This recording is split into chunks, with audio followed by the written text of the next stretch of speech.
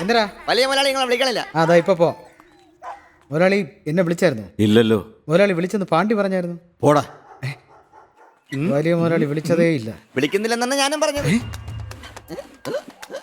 അതെന്തിനാടാ എന്നോട് പറഞ്ഞത്? നിങ്ങളെ വിളിക്കല്ലെന്ന് നിങ്ങൾക്കല്ലേ പറയാൻ പറ്റൂ. എന്റെ പ്രായം എന്ത്? എന്റെ പ്രായം എന്നെ കാണുമ്പോ നിനക്ക് എന്താ തോന്നുന്നത്? വലിയ മുതലാളി വിളിച്ചില്ല, വഴിയെ പോണത് വിളിച്ചില്ല, പത്രം നോക്കാതെ ചോറ് കഴിക്കുന്നുണ്ടെന്ന് വേണം. അടിക്കാന്ന് പറഞ്ഞില്ല. എന്തിനാ ഈ പാലുകൂടി മറാത്ത ചെറുക്കനെ അടിക്കുന്നത്? വലിയ മുതലാളി വിളിക്കുന്നില്ലെന്ന് പറഞ്ഞു, അതിനാണ് എന്നെ അടിക്കണത്. ഇങ്ങനെ വലിയ മുതലാളി വിളിച്ചോ? വിളിച്ചില്ല എന്ന് പറഞ്ഞാൽ എന്തിനാ അവനെ അടിച്ചത്? അങ്ങനെ എന്റെ അടുത്ത് ഒന്ന് പറയുന്നു. വലിയ മുതലാളി നിന്നെ വിളിച്ചത് ആരെടുത്ത് പറയണം? വലിയ മുതലാളി നിന്നെ വിളിച്ചില്ലെങ്കിൽ ആരെടുത്ത് പറയണം? എന്റെ അടുത്ത്. നിന്റെ അതെന്തിന് എന്റെ അടുത്ത് പറയുന്നു? എടാ എന്റെ അടുത്ത് പറയും. അറിവില്ലാത്ത കിഴങ്ങ. ഇങ്ങനെ എപ്പോഴും നോക്കിയാലും അടി കൂടിക്കൊണ്ടിരുന്ന ഇന്ത്യ എങ്ങനെ ശക്തിപ്പെടൂടാ? ഇന്ത്യ എങ്ങനെ ശക്തിപ്പെടും? പാകിസ്ഥാൻ ഇവിടെ വന്ന് ബോംബിടും, ബോംബ്.